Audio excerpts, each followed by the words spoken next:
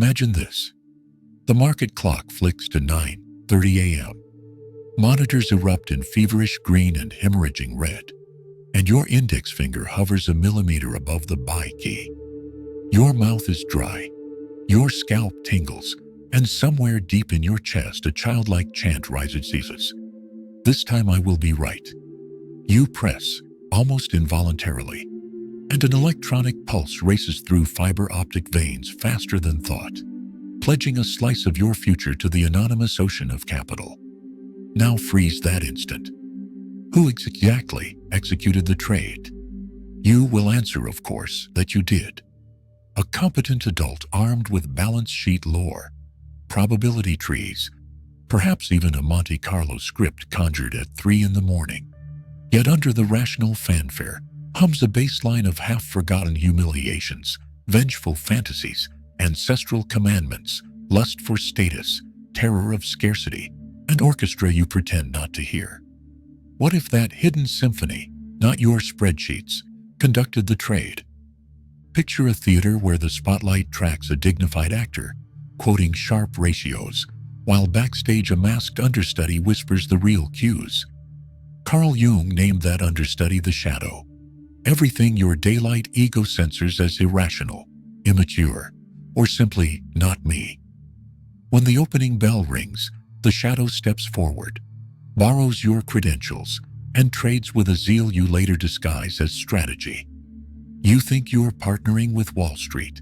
In truth, you're waltzing with the parts of yourself you exiled. Does that sting? Let it.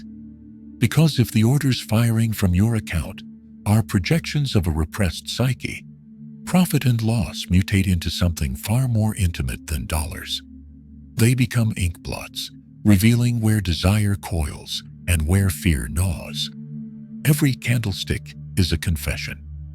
And here emerges a riddle sharp enough to cut. Can you claim mastery over a market whose volatility is amplified by the storm you carry inside? Consider the paradox. You crave certainty, yet you enlist in humanity's grand casino of uncertainty. You hymn rationality, yet your limbic brain, calibrated for savannas, not exchanges, spurts cortisol when a candle turns crimson. You idolize freedom, yet obey algorithms of shame written at age 6 when your father scolded you for squandering an allowance. The terminal window before you is not merely software. It is a time machine, a confessional, a stage where your unacknowledged past rehearses its next act. So interrogate yourself. When you double a position too average down, is that disciplined conviction or a plea for redemption after childhood defeats? When you slam sell at the nadir of panic, do you avert further loss or reenact an ancestral flight from predators your lineage never met? The Delphic oracle whispered, "Know thyself," yet the ticker screams, "Act now." Which voice owns your future? You may trust that with enough data, latency, and leverage, you can silence this dissonance. But suppression is not erasure. It is exile, and exiles scheme to return. The shadow waits in the wings, patient as gravity. Each unexamined impulse is a line of code in an algorithm you never debug, executing trades in darkness. Will you keep pretending the flick of a finger equals free will? Hold that question like a lit match in a dry forest, because what ignites next could illuminate or incinerate the life you think you control. To confront the market's turbulence, you must first descend into the unlit cavern where that turbulence begins. Descend with me then, into that unlit cavern. Feel the floor slope beneath your feet as data feeds fade and a different architecture emerges. Arched corridors lined with memories you swore were irrelevant to capital allocation. At first, the air smells of old paper and coin metal, but soon it thickens into something older, the musk of archetype. You are entering a catacomb where every niche cradles an impulse once censored for being childish, shameful, or unprofessional. Yet here those impulses speak a dialect older than the alphabet of finance. Jung believed that what you reject in daylight coagulates in the dark and returns as fate. The shadow is not a personal quirk. It is an ontological necessity, the negative image that completes the photographic plate of your identity. And markets, liquid, anonymous, morally agnostic, serve as a global amphitheater where billions of shadows duel. When a chart gaps up on giddy euphoria or plunges on naked fear, you are witnessing collective repression, liquefied into price action. Nietzsche would nod. When you gaze long into the abyss trades back.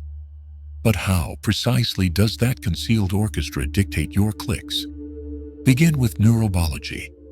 The amygdala, sentinel of threat, cannot distinguish between a lion's roar and a Bloomberg headline screaming, "Dow futures limit down." It sends adrenaline flooding before the prefrontal cortex has even opened its analytical toolkit.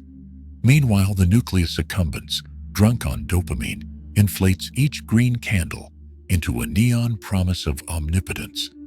This circuitry predates money by millennia. It can no more comprehend compounded interest than a wolf can parse a quarterly report. Layer upon that circuitry a skein of cultural inscriptions. Perhaps you grew up in a household where wealth equaled worth, or in one where money was whispered like a sin. These doctrines, absorbed before your first trade, now lurk just beneath semantic awareness, shaping your risk curves. Marx called ideology the invisible hand that moves the visible hands. Foucault retorted that power hides best in the routines we call normal. Either way, each time you re-enter at resistance, you might actually be reenacting a family myth about second chances or staging a rebellion against it. Now add philosophy's deeper chords. Schopenhauer claimed that will, not reason, rules the world. A blind urge that rides human intellect as a useful accessory. Kant warned that the nominal realm forever evades the measuring instruments of sense and logic. Translate this to the trading desk. No data set, however high frequency, can fully map the fathomless sea of motives churning under each quote. Your Monte Carlo simulation is a lantern in fog. The fog itself is the thing in itself, indifferent to your VAR model. Notice, too, how ego constructs narratives post-factum to mask raw impulse. You buy a biotech penny stock on a rumor that whispers of heroic breakthroughs. The next day it spikes. Ego drafts a press release. My due diligence anticipated an underappreciated catalyst. Yet if the candle had collapsed, a different press release would praise your prudence in cutting losses. The story changes. The subterranean hunger for triumph remains constant. David Hume's skepticism about causal certainty finds a contemporary stage here. Was it truly insight that guided you, or a random gust of fortune now retrofitted with rational decor? Zoom out still farther. In a digitized arena where latency is weapon and sentiment is commodity, algorithms mirror and magnify these psychodynamics. Code houses the biases of its authors: fear of missing, lust for dominance, aversion to boredom. A high-frequency market maker that cancels quotes at picosecond scale may look like neutral math, yet its architecture channels the designer's mania for control. Technology does not purge the shadow. It multiplies it at the speed of light. And what of society writ large? Late modern culture baptizes consumption as identity and volatility as spectacle. Social media pipelines every intraday flicker to your phone. Pure intravenous cortisol.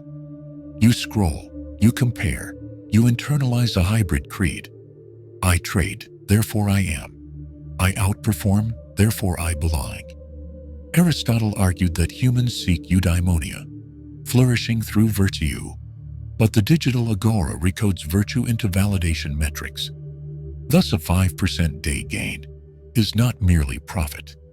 It is a microdose of existential affirmation, a fleeting proof that you are not one of life's statistical losers. Here lies the deeper pit you sensed but could not name. Your trading account has become an existential scoreboard, a proxy battleground where you try to settle questions far older than Nasdaq. Questions about adequacy, visibility, redemption. Each tick is a referendum on whether you deserve the adjective significant. No wonder candlesticks feel personal. They are personal. The shadow straps price action to its chest like a cardiac monitor, and each heartbeat, up or down, echoes in your ribs. You may protest, but I follow strict risk management. Does that immunize you? Only if the rules are lived, not merely logged. Otherwise, they function like a pious creed recited by habit, while the congregation's eyes roam the forbidden. Nietzsche scoffed at moralities that domesticate instinct without transmuting it. Likewise, a checklist cannot safeguard the trader whose unacknowledged terror of scarcity whispers double the position just this once. Governance without consciousness is paper over magma. So you stand at a threshold. Behind you glows the trading terminal, numbers still undulating, baiting you to resume. Ahead yawns a labyrinth of motives, drives, and inherited scripts. Which path threatens more? To venture inward is to risk dismantling the persona that passes for competent trader. Yet to stay on the surface is to remain a marionette, jerked by strings you deny exist. Listen to that tension. It is the sound of the mind realizing it may be both jailer and jailed. Before you rush back to the charts, stay here a beat longer. Let the disquiet resonate until you feel the architecture of your habits tremble. Because the deepest trap is the one you call home. And the first crack of escape is the admission. I do not yet know the hand that clicks my mouse. Hold that admission. Taste its metallic honesty. For in acknowledging the unknown, you ignite the only kind of fire that can illuminate this underworld without burning it to ash. What if your next breakthrough trade is not a ticker, but a revelation about who or what trades in your name? When that question sears bright enough, you will glimpse the door to a still deeper chamber where unseen consequences coil in silence, waiting to imprint themselves on your balance sheet and your biography alike. And that is where we turn next. Slip back into daylight and survey the wreckage the shadow leaves in passing. At first glance, the collateral damage seems tidy. Decimal shifts in account equity, a screenshot of yesterday's P&L glowing like a bruise on your phone. But statistics conceal what metaphysics exposes. Every impulsive click writes invisible code into your nervous system, alters the tensile strength of relationships, and warps the cultural weather you inhale with each breath. You cannot see radiation, yet it sears DNA. Likewise, the shadow's trades atomize into consequences so fine you mistake them for air. Start with the body you occupy. Each unscheduled spike of cortisol launched by a sudden drawdown accelerates cellular aging, shortening telomeres the way relentless waves sand a coastline.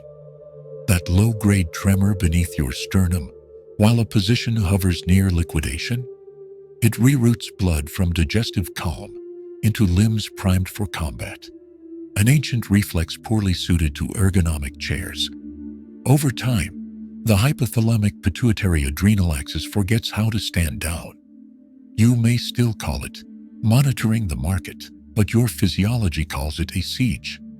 How much yield will a decade shaved off your lifespan cost to compound it at? Pick any rate you like. Rotate the camera to the room around you. Notice how your partner's voice becomes background noise when a push notification chirps. How playtime with a child dissolves as you scroll for after-hours guidance.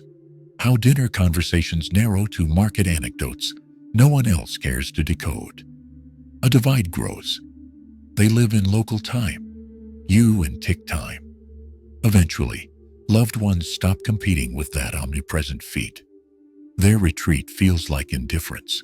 So you lean further into screens that at least promise feedback loops measured in seconds.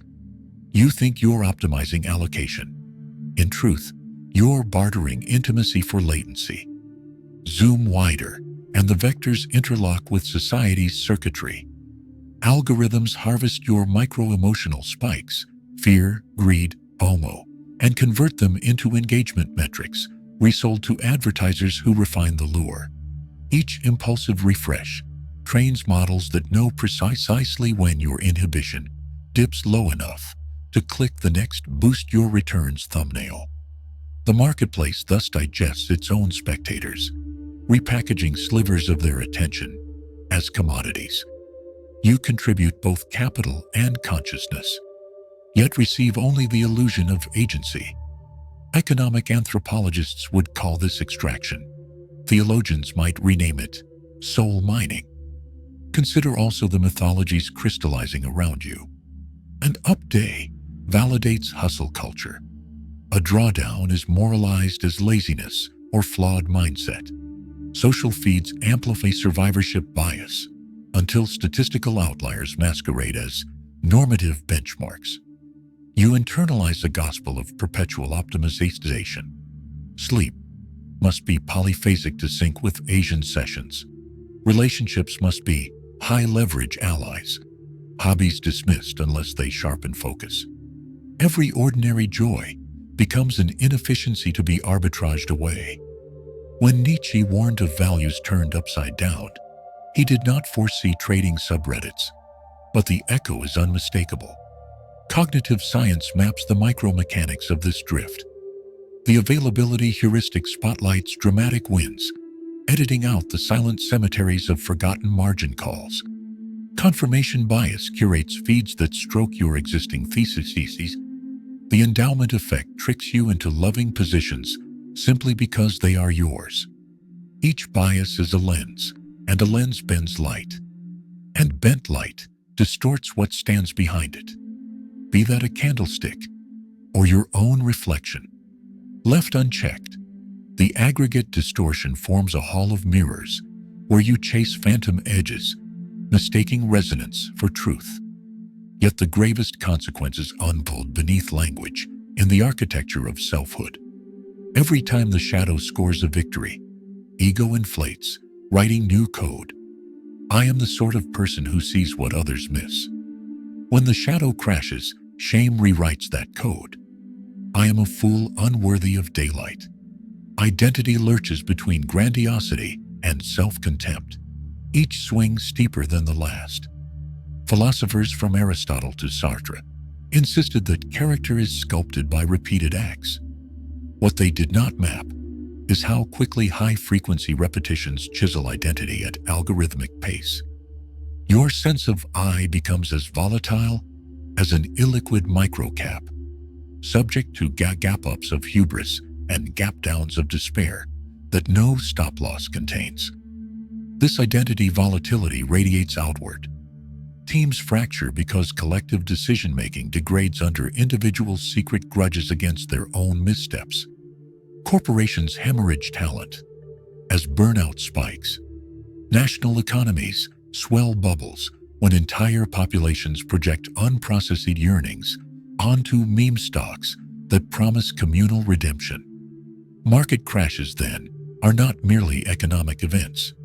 They are psychic earthquakes, revealing tectonic plates of mass repression.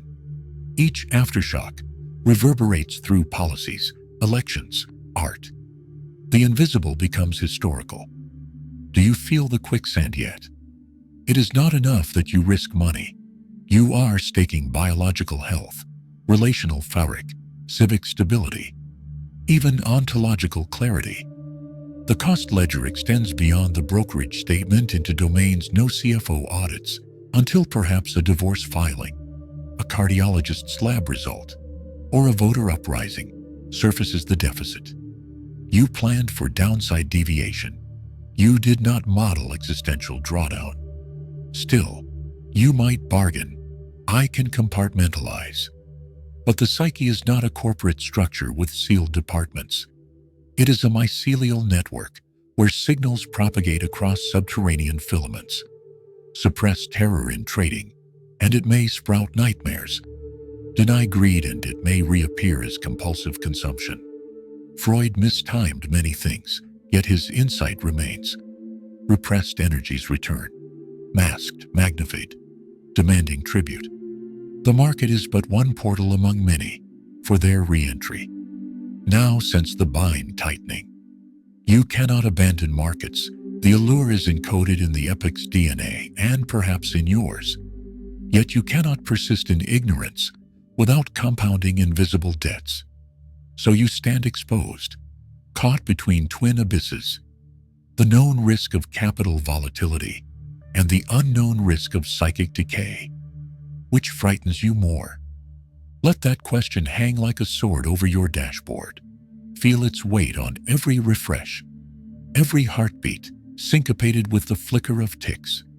Because until you confront the unseen machinery scripting those heartbeats, each strategy, no matter how back-tested, remains a veneer over chaos. And chaos, unattended, always collects its due, first silently, then all at once. Do not seek rescue yet. Solutions offered too soon calcify into new prisons. Instead, keep your eyes in the dark long enough for shapes to sharpen. What emerges next will not be comfort, but confrontation. The first spark of rebellion against the shadow's silent empire. Rebellion seldom begins with a war cry. It begins with a whisper that refuses to stay buried. You have heard that whisper. Something isn't right. Each time you stared at a wrecked chart and recognized the fingerprints of a self you never consciously hired. Now amplify the whisper until it fractures the glass. This is not a call to abandon markets. It is a summons to redraft the contract between your awareness and your appetites.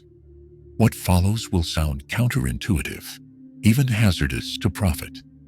Take each step anyway. The shadow thrives on automation. Revolt thrives on deliberate friction. 1. Slow the trigger. Reclaim the synapse. Between stimulus and response lies a synapse of possibility. Viktor Frankl uncovered it in a Nazi camp. Marcus Aurelius polished it on campaign. You can excavate it at the trading desk. Install a micro-ritual no algorithm expects. Before every order, close your eyes and name.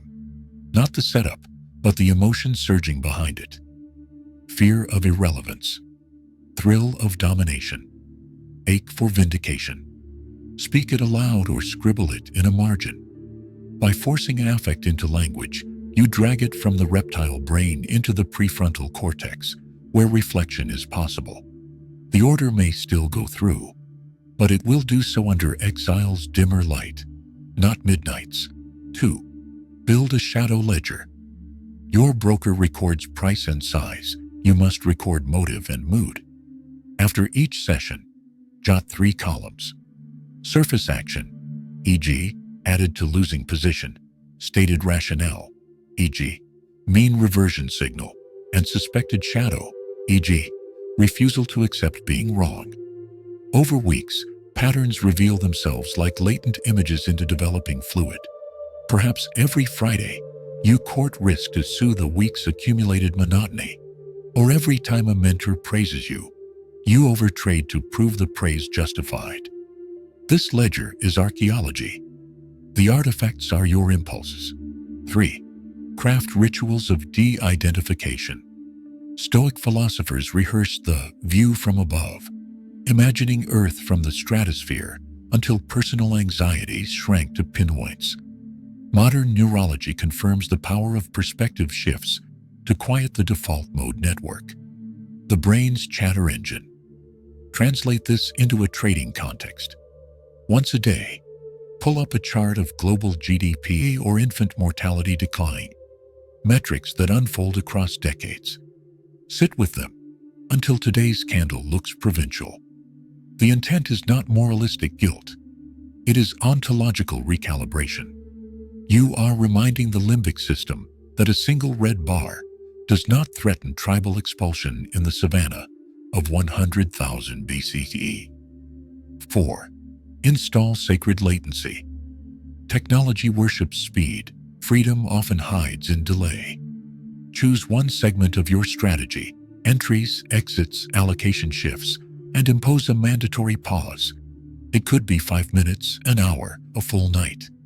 Yes, you will miss some opportunities. You will also miss ambushes. Think of this as spiritual circuit breaker. Thich Nhat Hanh called it mindful breathing. Engineers call it debounce. Both aim to prevent noise from masquerading as signal. The market will not implode because you waited. Only your fantasy of omnipotence risks implosion. And that is collateral worth sacrificing. 5. Counter-program with embodied acts. The shadow is not purely mental, it is somatic. Counter-programming therefore requires the body.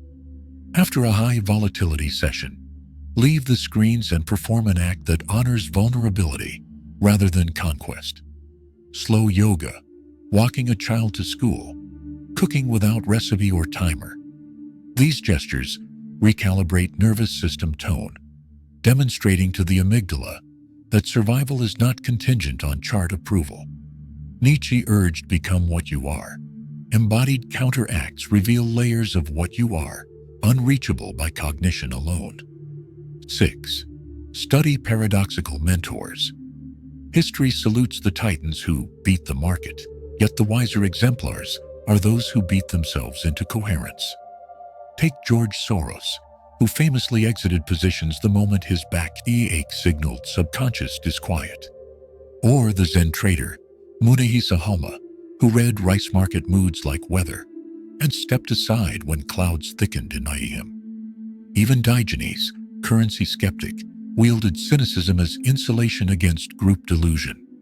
Their common trait is not bravado, but receptivity to signals mainstream culture derides as irrational.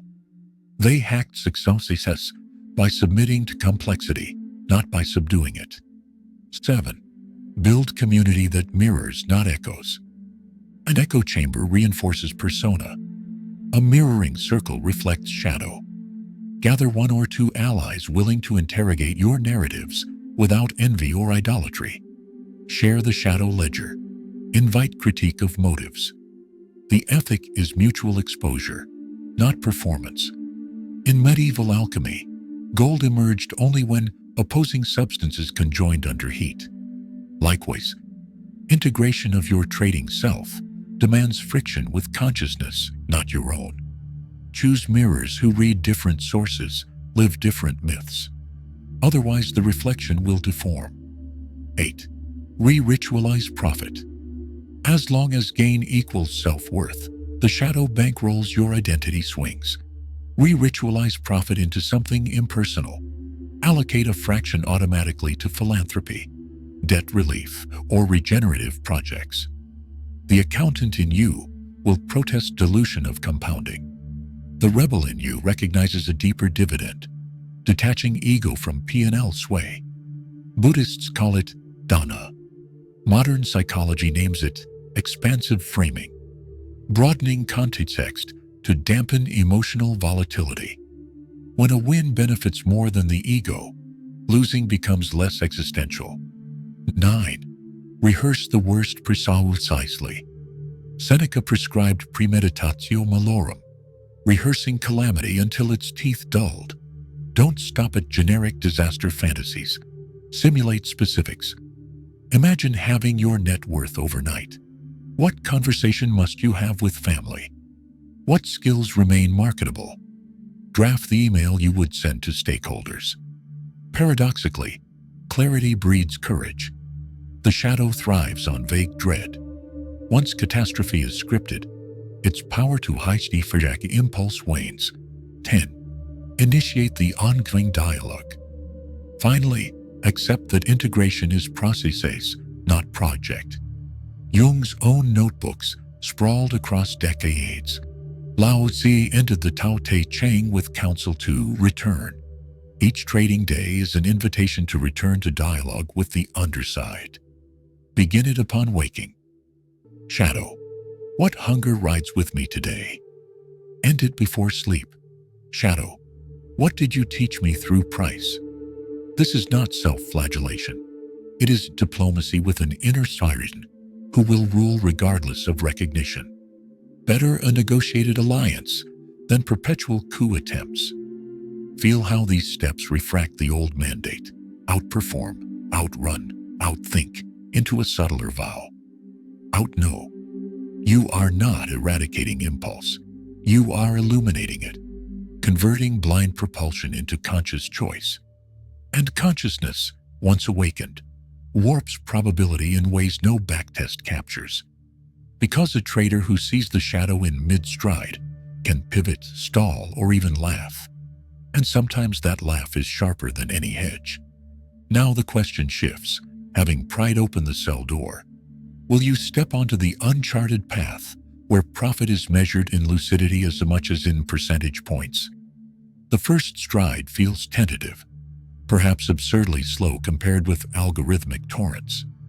Yet each deliberate footfall reverberates through the labyrinth you thought immutable. Walk long enough, and the labyrinth begins to reconfigure around your footsteps, until one quiet dawn, you realize the map obeys the cartographer you have become. Stand still in the hush that follows revolt, and listen. Beneath the ticking clocks, below the hum of routers and the clatter of news feeds, another pulse drums. Steady, primal, yours. It has never cared whether you long or short, scalp or swing. It asks only one ferocious question. Are you awake enough to recognize that the market you trade is the very fabric of your being? This is the final turn of the labyrinth, the place where metaphors dissolve into marrow. Up to now, you have pictured the shadow as an intruder to be negotiated with, a backstage puppeteer demanding diplomatic rights. That vision served its purpose. It pried open the door of self-inquiry. But the door leads further in. And here, in a chamber without walls, the shadow drops its mask and reveals the oldest paradox in the history of consciousness. The enemy you feared is the energy you need. Pause before rejecting the heresy. Every impulse you censored, greed, envy, terror, lust, carries the same bioelectric wattage that once flung ancestors across ice fields and coaxed symphonies from catgut. You called those currents irrational, only because they disobeyed the ego's narrow narrative. Yet starve them, and you starve potential. Domesticate them, and you breed mediocrity. Nietzsche warned that when spirit denies its Dionysian tide, it calcifies into resentful stone. The trader version of that fate is the terminal mind. Floodlit spreadsheets, impeccable risk metrics, and a life dead behind the eyes. So the ultimate move is not eviction, nor even negotiated coexistence, but transmutation. Alchemy teaches that base lead becomes gold, not by subtraction, but by radical reordering of inner bonds. The heat of market stress, the pressure of uncertainty, are your crucible. When fear flares at a limit-down circuit breaker, you can let it stampede your cursor. Or you can ride the adrenaline into lucid alertness, widening perception instead of narrowing it. When greed surges after a perfect breakout, you can let it balloon position size, or harness its vitality to deepen research, honoring the surge without obeying its first command. Integration turns raw drive into disciplined firepower. Modern neuroscience names this metacognitive reappraisal. Taoist sages murmured Wu Wei, acting in full accord with the flow, while leaving no sticky residue of compulsion. Different codes, same secret. When awareness permeates impulse, impulse upgrades into intuition. And intuition is the only edge machines cannot copy. An algorithm can out-calculate you. It cannot out-contemplate you. Your synthesized cognition, logic braided with felt insight, is the one asymmetric advantage left in a landscape of silicon speed. But transmutation has a price, the death of identities that cling to certainty. The persona called rational investor, the avatar named Market Wizard, the martyr who brags of sleepless hustle, all must step into the funeral pyre. In their ashes, a less ornate but more sovereign figure emerges, one who no longer needs heroic self-mythology to justify risk. Aristotle spoke of phronesis, practical wisdom tuned to context. Zen archers speak of releasing the arrow with no mind. The modern trader who embodies these states enters positions not to prove brilliance or heal bruises, but to participate in a wider choreography of information, liquidity, and lived meaning. From this altitude, profit is reinscribed as feedback, not reward. A win signals coherence between strategy and unfolding reality. A loss signals misattunement. Both are messages, equally precious. The Greek word for truth, aletheia, literally means the unconcealed. In this final truth, P&L is unconcealment. It writes, day after day, the story of how faithfully you translated inner clarity into external risk. Money becomes ink on that scroll. Potent, yes, but not the message itself. Imagine trading from such a locus. You open the terminal and feel the body's weather, tight chest, buzzing palms. But instead of resisting, you integrate the data stream. The organism registers volatility. Noted. You review your playbook, pruning setups that resonate with ego inflation, highlighting those that align with systemic theses. You place orders without the tremor of self-validation. If price erupts against you, you exit. Not in shame, nor in fury, but in the same spirit a sailor reefs a sail when wind shifts. Necessity informed by intimacy with forces larger than pride. Now extend the vision beyond the desk. Relationships once strained by compulsive screen gazing find new gravity because presence, your most expensive currency, flows back into them. Health metrics stabilize as cortisol spikes fall into rhythmic waves. Even civic life tilts. Freed from fixation on personal scoreboard, you notice macro structures of injustice encoded in financial plumbing, and you choose, because you can choose, to allocate talent toward systemic repair. The market remains your dojo, but its existence widens into manifold arenas where integrated agency can play. None of this implies perpetual serenity or flawless execution. Shadows rarely vanish. They evolve. Each new market regime will tempt hydra-headed anxieties. The difference is that you will meet them as co-creators, not invaders. Leonard Cohen wrote, "There is a crack in everything. That's how the light gets in." The shadow is that crack, the aperture through which unused light enters and illuminates fresh chambers of competence, compassion, creativity. So standing here at script's end, ask yourself one last question, not whispered this time, but declared. If the market is both mirror and workshop of the soul, what masterpiece might you forge when every trade, win or lose, hammers luminous shape into the raw ore of your humanity? Let the silence after that question echo. Let screens dim and heartbeats steady. The closing bell is only a lullaby for the unconscious. For the awakened, it is the drum that summons tomorrow's dance. Walk away from the glow, knowing that whatever candles print overnight, the chart that matters thrums beneath your ribs. And you, now smith and steward of its line, hold the stylus.